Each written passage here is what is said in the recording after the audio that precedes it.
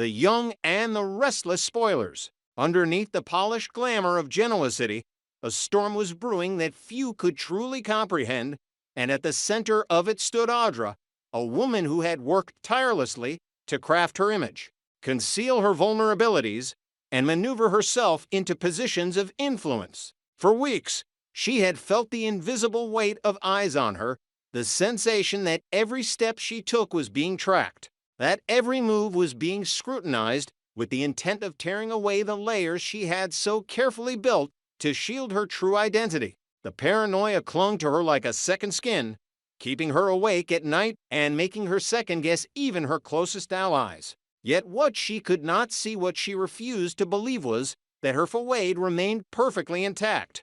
Audra was not failing, as her fears suggested. She was thriving. She had won the trust of Victor Newman himself, the most formidable titan Genoa City had ever known, and he had begun entrusting her with assignments of significant weight, missions that carried the potential to shift power balances in ways even she had yet to fully grasp. Victor's trust was not easily given, and to hold it, even temporarily, meant that Audra's star was rising higher than ever, regardless of how much her own insecurities whispered otherwise. But outside of Audra's carefully woven web, life in Genoa City was pulsing with its own rhythm of love, suspicion, and looming conflict. Claire and Kyle, a couple that had endured waves of skepticism, interference, and outright hostility, were steadily marching toward their wedding day. Their love had been tested again and again, often placed under the microscope by those who doubted their bond, yet neither seemed willing to retreat. Claire, determined and resilient, clung to the notion of building a life with Kyle, even as whispers circled about whether they were truly meant to last. The pressure did little to sway them. Invitations were being sent, arrangements were falling into place, and despite a chorus of critics who thought the marriage was ill-fated, the pair had made it clear that the ceremony would happen. To them, love outweighed resistance, and they would not allow outsiders to dictate their future. Still, in Genoa City, happiness rarely survived unchallenged, and their relationship stood on fragile ground, vulnerable to forces intent on destruction. Kyle, in particular, was seething beneath the surface. His disdain for Audra had evolved into something darker, something edged with a thirst for vengeance. He believed that she was more than just an inconvenience. She was a danger, a saboteur who had slipped her way into their lives and threatened to unravel what he held dear. Her proximity to power, her ability to manipulate situations to her advantage, and the way she carried herself with an unshakable calm only deepened his suspicions. Kyle was a man driven by emotion as much as logic, and in Audra, he saw the embodiment of betrayal. He fantasized about finding a way to punish her, to strip her of her influence, and make her pay for the turmoil she had caused. Yet, as much as he burned with determination, the reality loomed before him. He was trapped. Audra had allies in powerful places, and any misstep on his part could backfire disastrously. Victor's trust in her meant that she was protected by a shield few dared to challenge. To attack Audra outright was to risk clashing with Victor himself, and Kyle knew that could spell ruin for everything he hoped to protect. Victoria Newman, however, was not bound by the same hesitation. For her, the stakes were deeply personal. She saw in Claire not just another member of Genoa City's tangled network of families and alliances, but a woman worthy of happiness, a woman who deserved a life untainted by deception. Watching Claire march toward marriage, while a looming shadow hung over her, ignited something fierce within Victoria. She had always possessed the instincts of a strategist, someone who could sense when danger lurked beneath polished smiles, and with Audra, those instincts were screaming. Victoria's suspicions hardened into certainty when her own investigation unearthed a crucial piece of evidence, a damning revelation that tore open the mystery Audra had fought so hard to keep hidden. The evidence was more than a slip in paperwork or a whispered rumor. It was a shard of undeniable truth that exposed the identity Audra had buried beneath layers of charm and careful maneuvering. What Audra had worked so meticulously to protect was now teetering on the edge of collapse. The secret of who she truly was and, More importantly, the agenda she carried for Genoa City was no longer shielded in shadow. The truth painted her not as an ambitious outsider simply trying to carve a place for herself among Genoa City's elite, but as a calculated player with a far darker purpose. Her plans were not just about wealth or influence, they stretched into territory far more destructive. Audra's future in Genoa City was not tied to building alliances or securing a family's respect. Her mission was to destabilize, to infiltrate, and to exploit the very foundations of the city's most powerful families. And the closer she drew to Victor, the more dangerous that mission became. The revelation placed everyone at a crossroads. For Kyle, it was confirmation of his worst fears, a validation of every ounce of suspicion that had consumed him. Yet it also forced him to tread carefully, for while the truth offered him the chance at vindication, it also exposed him to retaliation if Audra chose to strike back. For Claire, the timing was cruel, casting a shadow over her wedding plans just as she believed she was stepping into a new life. The evidence threatened to taint her happiness, pulling her into a whirlpool of drama that she had hoped to leave behind. For Victoria, the discovery was both a weapon and a burden. She held the key to revealing Audra's true identity, but unleashing it would mean igniting a war whose consequences could spiral beyond anyone's control. And for Audra herself, the clock was ticking.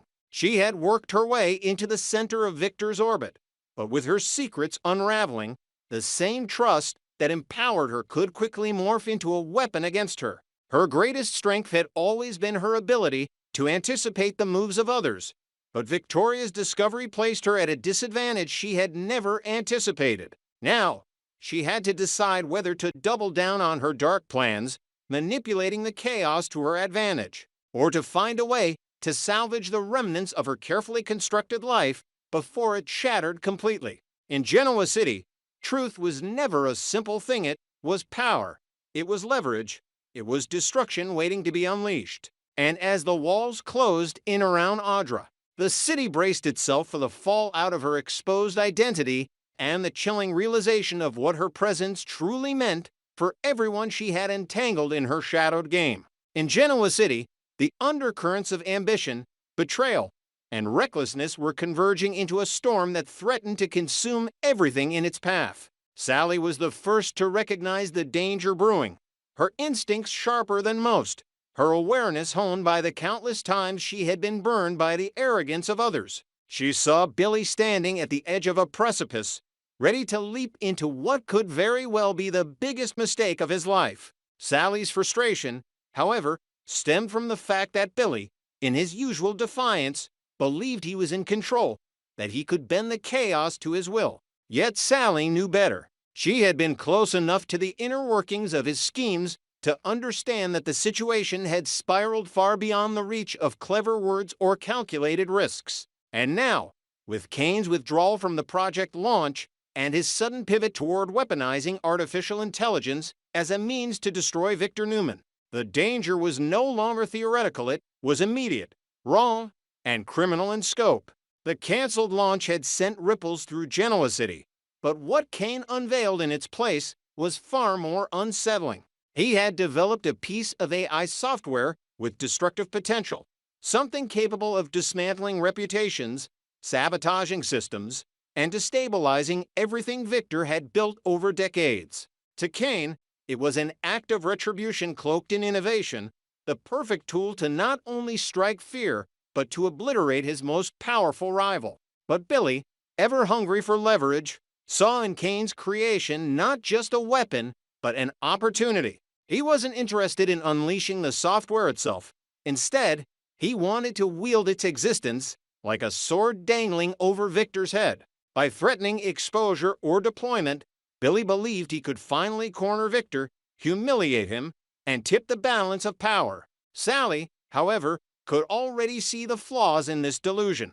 Victor Newman was not a man to be rattled by threats, especially those as transparent as Billy's. He had survived countless takedowns, betrayals, and schemes. The idea that mere software could bring Victor to his knees seemed laughable, if not insulting, to anyone who knew his resilience. What unsettled Sally more than Billy's arrogance was the danger of crossing Kane. Going against him wasn't a harmless gamete, was practically suicidal. Kane had already demonstrated his willingness to burn bridges and play dirty, and by undercutting him, Billy was painting a target on his back. Sally could imagine the fury in Kane's eyes, the cold calculation of a man who would rather destroy an ally than suffer betrayal. For all of Billy's bravado, she feared he had no idea the scale of the danger he was courting. The more she thought about it, the more she realized this wasn't just about business rivalry or one man's reckless gamble. It was about survival. The prospect of Victor's destruction loomed like a shadow across all of Genoa City. Sally couldn't shake the terrifying possibility that Billy's hubris might inadvertently trigger the very outcome he swore he wanted to avoid. If Kane decided to activate the software in retaliation or desperation, the fallout would be catastrophic.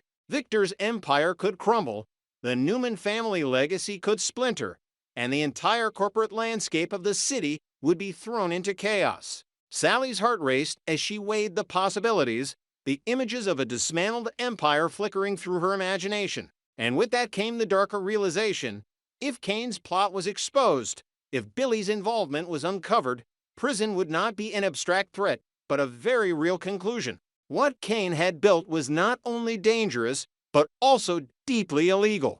Anyone tied to it, even tangentially, could face charges severe enough to ruin lives. Sally found herself torn between fear and loyalty, but ultimately, her conscience pressed her toward action. She couldn't stay silent while Billy marched toward destruction, dragging her and everyone else down with him. Seeking guidance, she turned to Diane, a woman who understood the duality of ambition and self-preservation better than most. In hushed conversations, Sally laid everything out: the canceled launch, the AI software, Billy's reckless belief that he could control Victor with nothing but a shadow of a threat. She spoke of her doubts, her fears, her conviction that this path would end in ruin. Diane listened, her eyes narrowing as the weight of the situation settled in. To Diane, one fact stood out above all: Billy was unreachable. He was too far gone, too intoxicated by the idea of finally outsmarting Victor. Her instincts screamed that trying to confront him directly would be pointless. Instead, she focused on the collateral damage, on the danger posed to Jack. Diane had fought too hard to stabilize her life, to build a foundation with Jack, to allow him to be dragged into this mess. She worried that Jack's sense of responsibility toward Billy would compel him to intervene, to protect his brother, and that in doing so, he would be pulled into the vortex of Kane's plot. Diane's heart ached with the possibility of losing everything she had clawed back from years of scandal and mistrust. She knew she needed to protect Jack, even if it meant keeping him in the dark, shielding him from the chaos brewing just beyond his reach. In that moment, the divide became clear. Sally, desperate to save Billy, sought intervention. Diane, desperate to protect Jack, sought distance. Their goals aligned only in their mutual recognition of the danger, but their strategies diverged sharply. Sally clung to hope that Jack, with his influence and pragmatism, might be able to break through to Billy, to show him the consequences of his reckless path. Diane, however, feared that involving Jack would only entangle him further, that the best course was to let Billy face the fallout of his choices alone. As Genoa City's night settled in, the chessboard of power shifted once again. Billy stood on the brink of war with Victor and Kane, blind to the fact that his control was an illusion, a fragile fantasy that could collapse with a single misstep. Kane, armed with his AI weapon, lurked in the shadows, ready to unleash devastation at the first sign of betrayal. Victor, unknowingly positioned at the heart of their schemes, remained as formidable and unshakable as ever, a titan who had survived countless battles and would not crumble easily. And Sally, carrying the weight of knowledge, knew that the line between salvation and destruction was thinner than anyone dared to admit. Her decision to confide in Diane had shifted the narrative, planting seeds of doubt, fear, and protective instinct. Whether those seeds would bloom into intervention or isolation remained to be seen. But one truth was undeniable. Billy was standing on dangerous ground, and if he did not step back soon, the ground beneath him would give way, taking with it not only his ambitions, but the lives and futures of those closest to him.